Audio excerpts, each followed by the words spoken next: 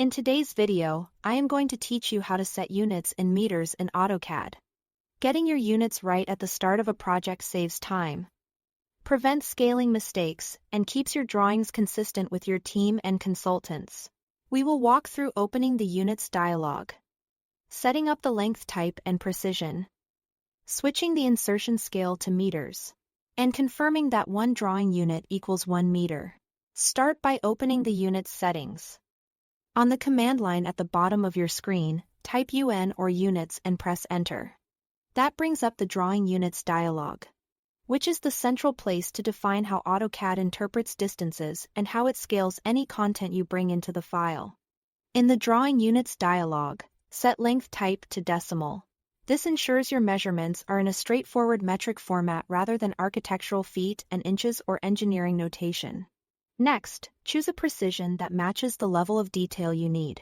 For many general design tasks, 2 decimal places like 0.00 is clear and clean.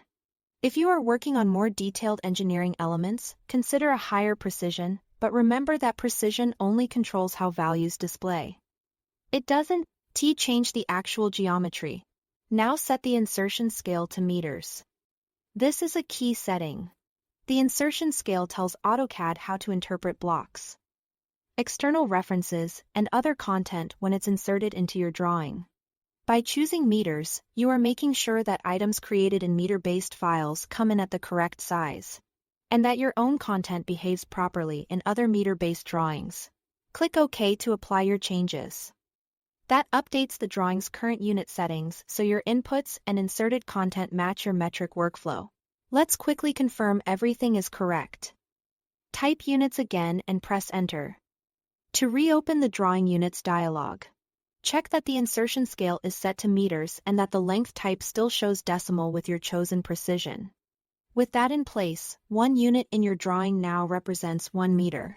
So when you type a distance like 12 for a line or a polyline, AutoCAD interprets it as 12 meters.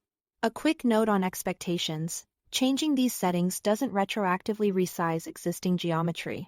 It defines how values are interpreted and how new content is inserted. If you collaborate with teams using different units, having the insertion scale set correctly helps AutoCAD adjust incoming content automatically when that content carries proper unit information. That's it. Thanks for watching.